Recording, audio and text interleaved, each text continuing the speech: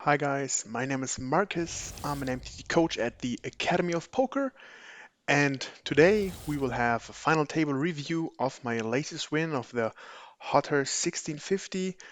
I won the tournament for roughly 1.9k last Sunday, and yeah, I thought why not make a small analysis or a review of it.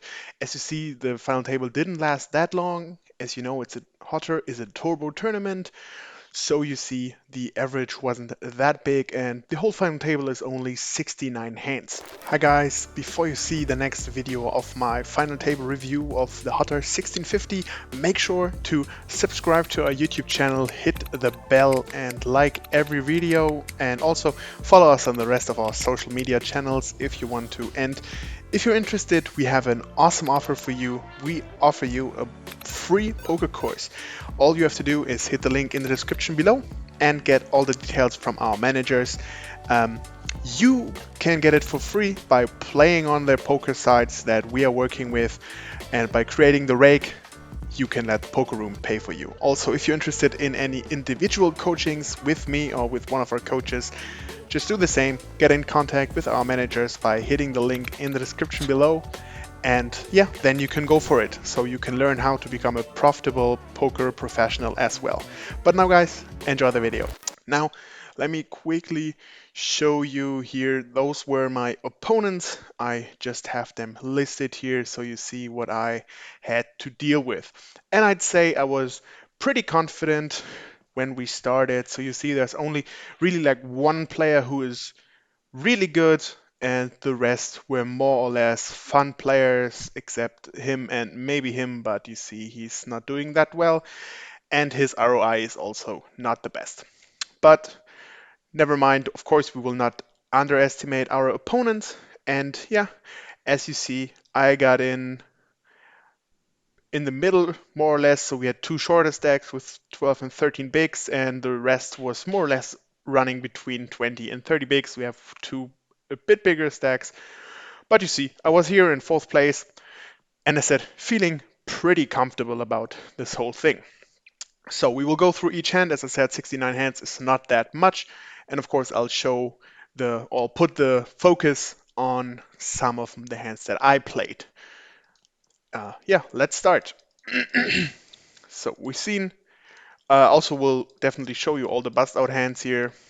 If there is anything important happening, I think this was already the first one. So we see a small 3-bet here and the 4-bet jam, and already lose. The first player, I think pretty standard play here.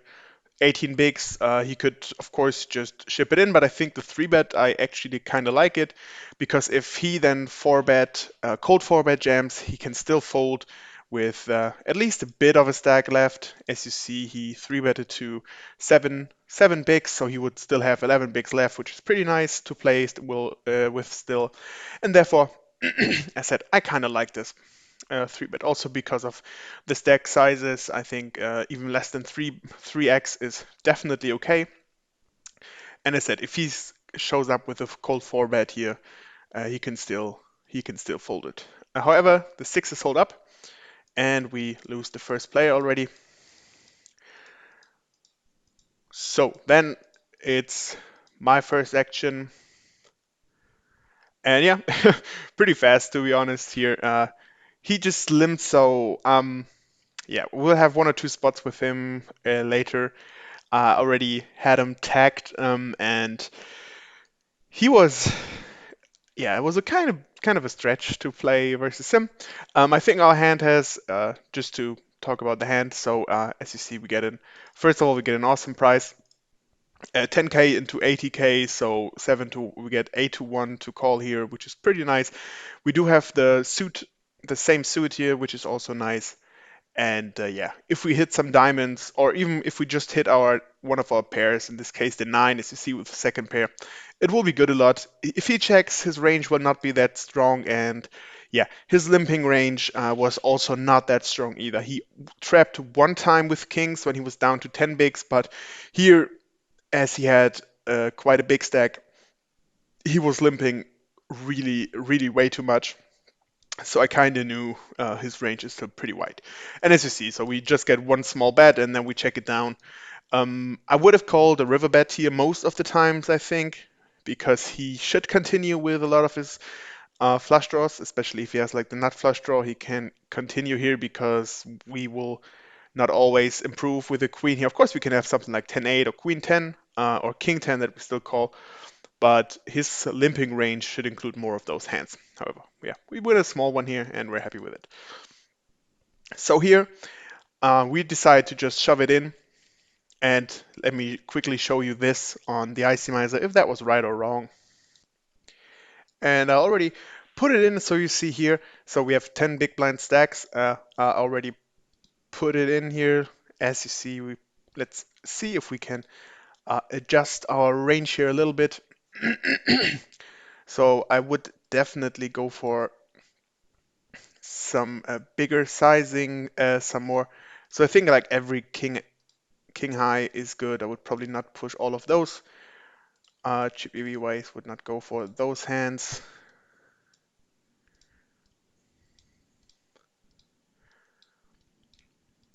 So I think every king high is fine.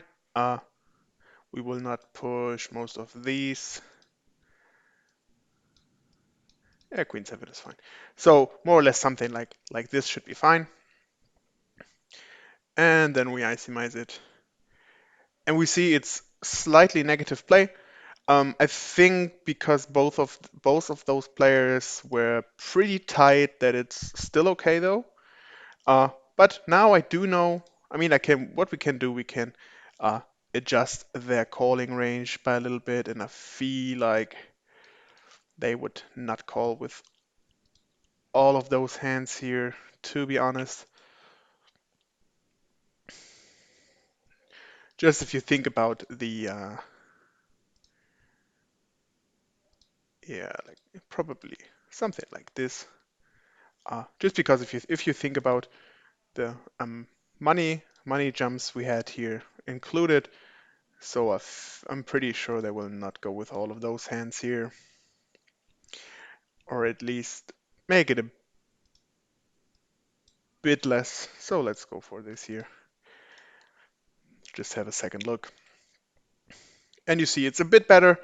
Still slightly negative, but good to see like that we went through this just to be sure. King deuce suited on the other side is a pretty good one. Even queen 3. So we see queen 3 suited is better than king deuce. Uh, but yeah, anyway, we got it through here. And yeah. So here, for example, we just pretty much easily fold the king 10. We could sometimes 3-bet here pretty small, but uh, I haven't had a lot of hands on him, as you see, and then I rather go for the bit tighter approach, and you see the stacks were pretty shallow. If I have a 50 BB stack or something, if I have his stacks, I would 3-bet this quite sometimes. We do see the call here, jacks double up, and we go on to the next hand. So here I decide to just flat it, because if he opens from that stack, I do think that he looks pretty strong. So I don't really want to. I would probably 3-bet ace jack suited here, but ace jack off is pretty close. And yeah, as you see, he continues his aggression with another hand. We see a all in and a call. He pushed for 7 bigs. I'm not sure if I'm completely happy with that queen jack offsuit hand, to be really honest.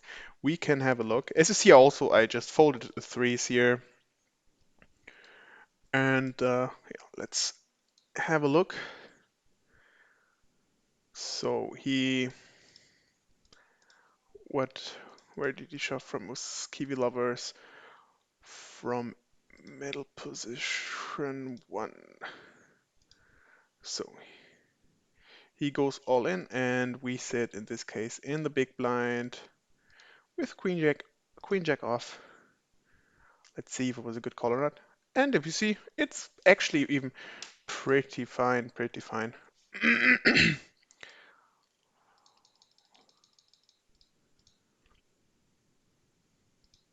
So yeah, I'd say his range might be.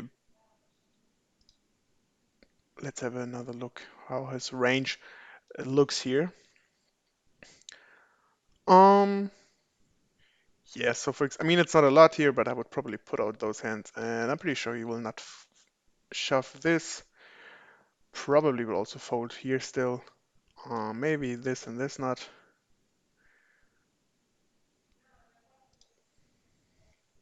Yeah, so we adjusted a little bit, and let's just see how much Queen Jack does look now. As you see in this case, then, as I think, as I said, like I don't have a lot of hands on those, on most of the guys. As you see, just okay. In this case, there's a bit wrong with the holder manager, because I just transferred it, but still I didn't have that many hands on those guys. Probably even better if we just do it like this then. Uh, and yeah, therefore maybe a bit. As I said, it's a bit close. In this case, he got lucky, hit the three outer. So we continue. Yeah, he a pretty easy three bet shove spot. Uh, he he opened almost every button, if I remember. So I played with him before the final table as well. So as I said, I don't want to see the hot stats. Okay, they're just coming back. Yeah, never mind. So as you see, we do have some action here. But of course, I want to show you some key hands. So in this case, the sizing I chose was just because I want to have something behind if suddenly he wakes up with something. So I can still fold and have some chips left, even though it would just be like five bigs. But anyway, I didn't want to go too small because he wanted to he tried to call quite often. But again, I felt like if he then decides to go for it, I do have some chips to fold. Of course, I could have gone a bit smaller anyway, so like 250 is just fine. Even it's already big enough. But yeah, just wanted to have some chips behind. And yeah, in this case, so we moved up a little bit, and yeah, we do have quite an interesting hand here now. So he donks three ways now, and as you see, let's go back to the flop. So he continues. He donks for a quarter. We have a pretty easy call here with top pair, no need to raise it here. He could have 6-4, he could have a really, really strong draw. Also, we can keep him in, which happened in this case, and his range is always pretty wide here. Again, he goes for the really small bet. In this case, even only a fifth, roughly. We still have an easy call. I mean, we improved to trips now, so almost the perfect turn card for us. And now he decides to check it. And I feel like this is him giving up almost all the time. He would miss out on value. We both called twice, and if he has a really strong hand, he would almost always bet here on the river. However, I choose to go for a small block bet. On the one side, if he really has something, so we can still easily fold. But on the other side, because he called twice and he needs to have something too, uh, I think I can get calls out of him. And I, in this case, thought he can have quite a lot of weaker jacks. I'm not sure if he would not three bet ace jack off here, for example, or ace jack suited. But other than that, he can still call queen jack, jack 10, jack 9 suited, maybe even jack 8 suited. As I said, he was pretty wide here.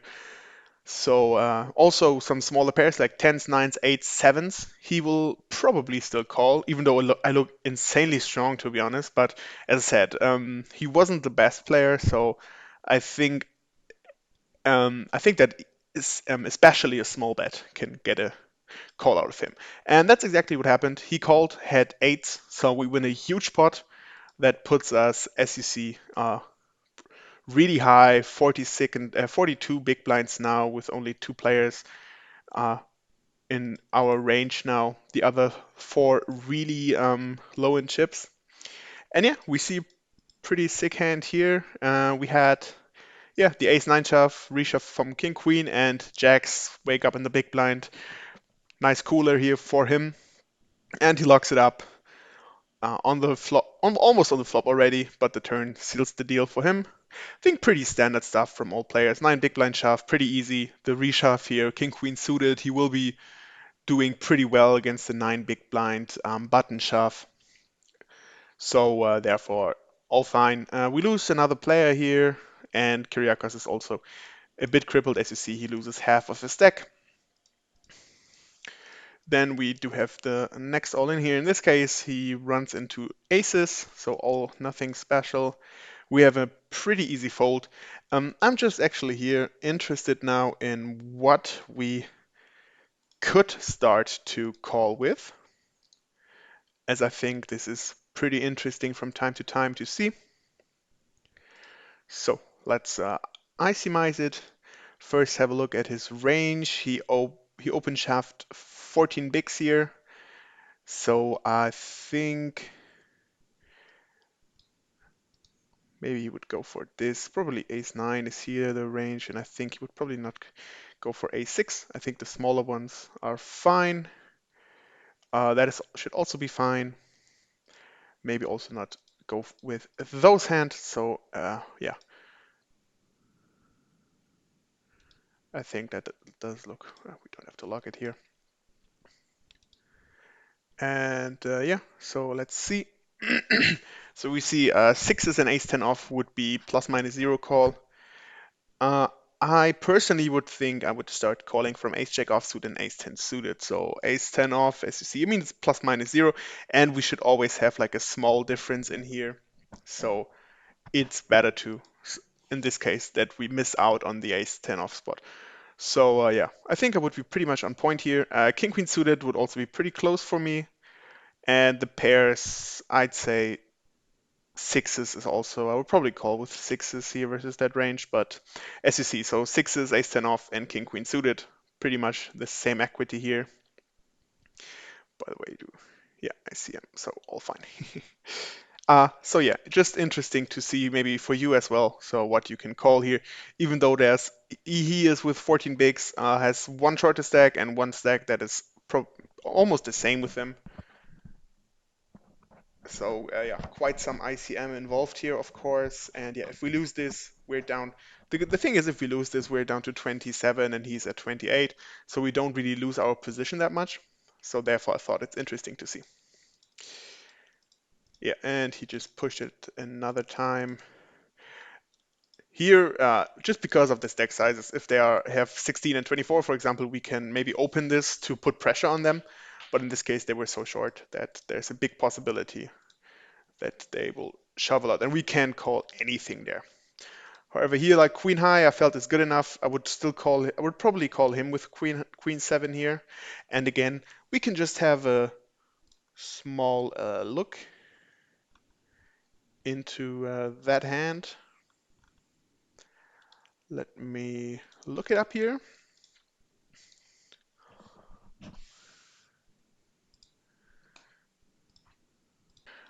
Okay, so I just adjusted here a little bit the ranges for what I would open here.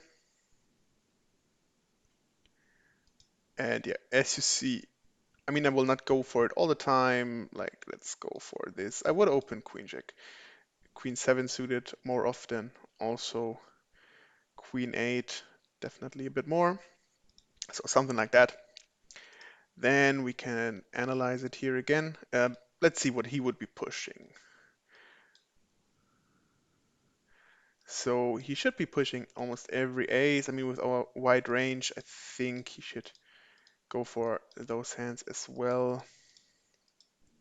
Every pair here. Maybe even stuff like this. So don't need to lock it. And yeah, so we see queen 7-0 would be actually a pretty close fold here. Again, I mean, it's a small mistake. It's good to know. And as I said, I would normally not open it mostly. In this case, it's just that he was pretty tight. He played it rather tight, even though his stats, of course, as you see, show it differently. But so far, the hands I've played in this tournament with him seem to be rather tight. So here again, that's actually a pretty weird hand with him. So he flatted in the small blind. He donks for one big blind, I decided to go for a really small raise to get more information because he donked a lot with nothing but air. So I wanted to see if he has anything really, because he would just fold a lot of things here. He decides to go. Now the turn is not a really good card for me because if he has ace highs, he will not really give it up. Um, so therefore, I decided to check it behind, and then the 10 also. So I actually put him on ace high quite a lot. Maybe he had the only thing he would could have is like maybe 6-7 or 6-5, maybe that he had some kind of a gut shot. I'm sure that he would bet a 4 or an 8 for sure on the river. So I decided that my queen high should be good most of the time. But he actually had king queen and hearts. So yeah, I was a bit confused about that run, like donk calling here. Um, I don't know, just didn't make a lot of sense for me. Um, with king high to bet that way. If he had ace high, I would kind of understand it at least. But anyway, so we lose this one, and yeah, now we know that I gave him a note after that, and I would know that on any turn or river I should have bet here, but I felt like the runout is not that good for me. However, yeah, we continue with tens, pretty easy. Here also quite an easy decision. It does look, of course, a bit yeah, you could be a bit afraid because that board just hits the big blind range so good.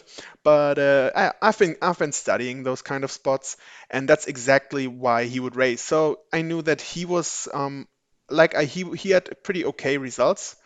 So yeah, I think or I thought he was a good player or felt like he's a good player, and that's why I went for the read I had so that he would be able to check raise here quite often, just because he knows that he hits that board pretty well. So I decided to shove it, and as you see, he had one big blind more than me. Everybody was shorter, so pretty risky play because if he wakes up with 7-4, 4-3, 3-7, 6-5, or maybe like 4-5 or something like that in clubs, um, we would be in really bad shape, or at least would be drawing pretty thin here. But he gave it up. So, like, my read I had on him was correct in this case, that he is able to check raise bluff on those spots because he knows that this is just such a good hand for the big blind. And yeah, in this case, we won a pretty nice one here. As you see, that put us even further away here. So, sitting on 42 big blinds with another 74 in the game. So we see we had more than 1/3 of all the chips in play. And yeah, that was pretty nice. So you see here again another limp. That's why I also went for the call here at least once because he would give up on a lot of turns anyway, and therefore I floated one time, and hitting a jack or three would make me pretty safe. It would make me feel pretty comfortable here. So I at least called once, and I think floating there is definitely fine. Yeah, pretty easy shove here into a six big blind stack. Any ace, any king would go in here. And by the way, I can't really complain about on this day's cards in the especially in that tournament. So yeah, here again, he's really short, and I think with our stack we can even raise call if he shoves it here, getting a pretty good price. As you see, if we raise it up, he goes all in for 170,000. So there's a 310 in, and we only have to call 100, so we get more than 4-1 and we will always have our 25% here versus that range. And if you think about the pay jump, and even if we double him up, we don't lose our position, and it actually just makes it harder for those guys to shove on me because they would be closer together. And in general, as you see, the stacks were so even, which is so nice for me because they have to be so much aware of the ICM situation. And yeah, I really like that spot a lot. And as you see, we just continue being aggressive. Here again, as last time when we went three ways, he went for a donk bet. And I mean, you can see if we have a look at his stats, he's been yeah really active. we can have a small look on how often he went for the donk bet. See, so yeah, 36. That's not that, yeah, it's quite often. So I mean, I didn't have that many spots with him, but it happened quite often, as you see, even when on the turn. So you see, yeah, 36% here, pretty often. And yeah, I mean, in this case, pretty easy to play for us. I decided to just go for a min raise, actually. I mean, the stacks were so shallow already. So yeah. And here he has less than 3/4 of the pot behind, so we just decide to go for it. And he actually donk called and called the shove on the turn with a second pair and a kicker. Um, he had two shorter stacks with him, so yeah, feel like he should have just check called the flop, maybe check called the turn. It would definitely saved him some chips, and then just give up the river. Or he could check shove the flop. That's what I would go for. Second pair. There's a lot of draws out there that we can have, so I think that would have been the better play. Calling the turn there. It's probably okay, but if we think about ICM, especially with him having just 5 big blinds, and I mean we're down to 6, so the pay jump between sixth and fifth was like $70 roughly. It's not a lot, of course, but I mean, in this case, if you're at the final table, I think you will go for those. You should still go for those spots then. So yeah, ICM wise, probably a fold, even though I was pretty active. But yeah, it seems like in this case he didn't give me credit at all. I mean, of course, I would do it with all the flush draws, I think, and yeah. But then it's only flush draws he's beating. He's blocking one possible card that I could have in that situation. And other than that, I would not have a lot of eights. Would just king eight, ace eight, queen eight is possible, and jack eight probably. So some eights he's blocking an eight. He's also, as said, blocking the king. But other than that, I will have like seven. I could have 7-9, of course, but then again, it comes on the turn already, so he had to put me like on jack nine or something. But yeah, I'd say ICM wise, probably not the best play. Anyway, we're down to 5 here, and as you see, just the next all in. Our fours versus the short stacked. Unfortunately, he hits his 3 outs, but again, sitting on 60 bigs, as you see, we have now half the chips in play roughly. So definitely a hit we can take. And then this is just another spot where it's so nice for us. He limped so many times when we were blind versus blind. I don't really know why, because I think he never called me. Uh, but yeah, he just showed a lot of weakness in his limbs, and we see there's one shorter stack, and at least they are playing for the next chip. The next jump would be even already $130, so there's quite some ICM involved. And even if he calls, we will mostly have like 40%, I think. So yeah, pretty easy one. And as I said, he folded. 6-5, he also easy fold.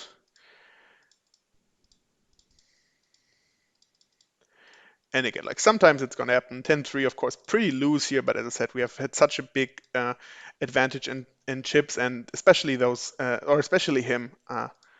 I kind of felt really, really happy playing against all the time. So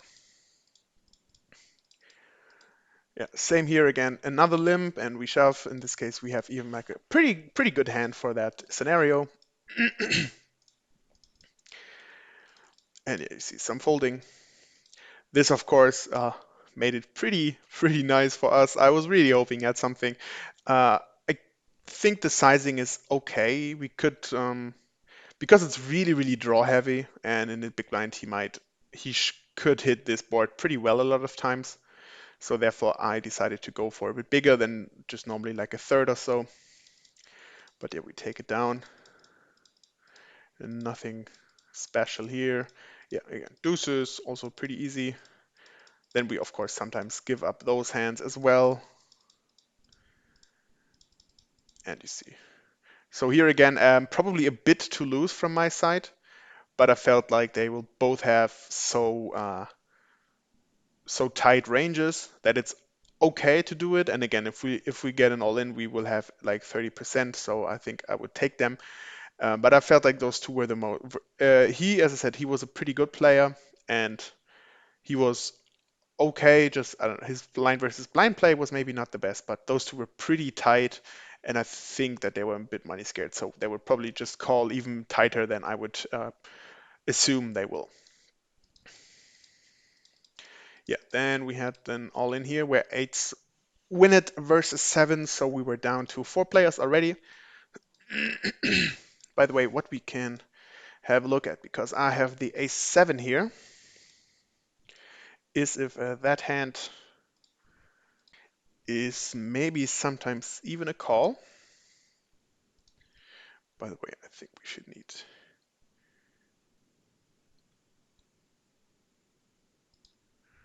Let's go for this. Yeah, so let's see if the a7, I'm pretty sure it's a fold. Yeah, I mean, we can adjust this a little bit, but I think it actually looks, okay, we'll not go for this, not go for this, to be honest. Because there's two shorter stacks, so he will not shove it in that light. I think, but he would go for a few more aces. Yeah, maybe something like this. So we can have a look here. Just to see, yeah, a7 pretty clear fold. It would start with ace-10 off and sixes. So I think I would even fold ace-10 off, to be honest, and start calling from ace-10 suited, yeah. But yeah, so in this case, all fine. We lose another player, as I said, and we are down to four-handed play. So in this case here, I even decided to check it behind, like this hand was too weak to shove it, I felt like. However, we pick up second pair, so yeah, pretty easy call, and if he checks on the turn, we have a pretty easy bet. I think that was probably his strategy to get like two flops and then just steal it on the flop. But yeah, I think second pair we can go for value. There's a lot of gut shots, overcards, flush draws that will call us. And therefore we also went a bit bigger here. So yeah, we take this one down. Oh, and yeah, this this then was also pretty nice. So yeah, this board, I think versus a big blind check, this is pretty good hand for this range. Of course, it's easy for us here. I even decide to check it here to if he just has like an open-ended straighter or something like that to let him pick up any something on the river. However, he even goes for the bet, leaving him something behind. So I decided he will call. He will never fold anyway. We're pretty happy here, and he actually showed up with Jack 7 offsuit. So again, yeah, more or less kind of a strange play.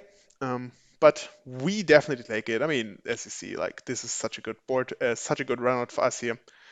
Uh, yeah, so we bust him, and yeah, then again. So we are three-handed, and as you see, there's 30 big blinds for those two guys. I have 52, so I'm sitting on quite a lot, more than half the chips. And yeah, so here I felt like I will go for a rather small bet, as you see, just even roughly even less than a third even, to some kind of a blocker bet. So if he has like only a six, a five, or something like that, that he could not continue with it really, or he would might call one more time. But if he's really strong, I can get the info, and I would check behind almost every river here. Only if it's like an eight or a 10, maybe that would be kind of good for me sometimes.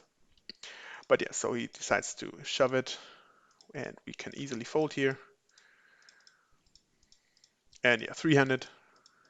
As you see, a lot of raising and folding. We do suddenly get some walks from him. And yeah, we have I think the three bet shove is just fine. Yeah, a6. As said, because he's still in here. We do have, or he's on quite a bit of ICM pressure. In this case, the pay jump was from 641 to $910, so $270 more. So therefore, he could really just raise a call with his top range. However, Yeah, we just decided to put in probably like God mode, and yeah, flop quads. He had eights, so we got pretty lucky here for quite a big chip stack. SEC 2 million, with me only having 1.3 million behind. But yeah, I think it's a pretty standard spot. Out of 16 bigs, he should be opening uh, even more, so that he has a lot of folds in there. Still, an A6 if diamonds is just too strong here. But yeah, we take the daily quads here for sure. And yeah, just like that, we are in the heads up, and you see 56 to 11 big blinds, so more than a 5-to-1 advantage. And then you see it didn't take so long. So here, as I said, he's down to 11 big blinds. We have king 3, and let me again have a short look if that shove is fine. Just want to make sure.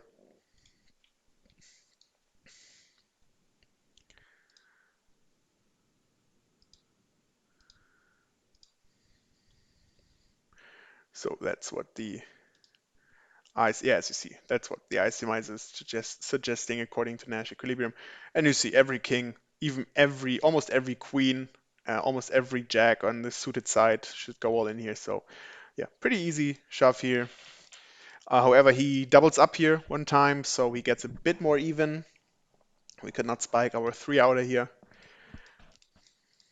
And from then on, as you see, a lot of raise and folding. We do get to see.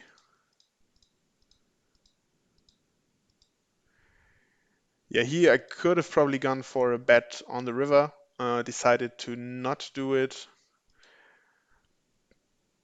And yeah, probably just a small mistake, but that's gonna happen. And yeah, continuing here on those boards is always pretty good for us. It's gonna be hard for them to get something. And yes, you see, not a lot happening. Here I just called one time because it was the second or third time even that he check raised me. So I was pretty I wanted to find out. Like we do have a gut shot and a backdoor hearts, which is nice.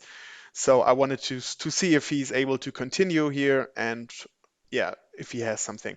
Now that we even pick up second pair, we will be ahead of a lot of his check raises. So he will not only do it with 4-3 or some random hearts, but he will also do it with a lot of fives. I'd think. Of course, he can have some tens in there, but then we still have some equity. And yeah, maybe just some backdoor gut shots. He could also have like ace 4, ace 3 or something like that, maybe with a heart. In that case, then the 10 was such a nice hand. So I felt so comfortable. Now that he gave it up on the river, I decided to go for a small value bet even and got him to call with a 5. So as you see, he even had the flush draw with the second pair. And yeah, so I got him down again to what he had before he doubled. And yeah, from then on, as you see, quite some folding. Had to give it up here as well. This one too. And yeah, then we were down to our last hand. So pretty much the same. Last time we had 11 bigs. We had king 3. This time we have king 7. Easy shove. And we were up against sixes. We hit our gut shot on the turn. And yeah, in that way, we won that tournament. Again, so just so that you see what we won. So we ended up, as you see, winning roughly 1.8k. Also, I even asked him when we started the heads up if we want to do an ICM deal, but he did not want to deal. So I'm even happier now with the result. As you see, like the pay jump is just so big. It's even more than twice for second place, just a little bit more, but as you see, it's more than twice of what the second place got paid.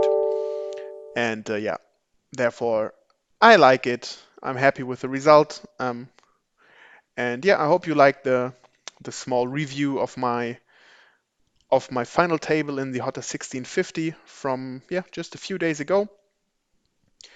And yeah, thanks for watching. Leave some comment if you want.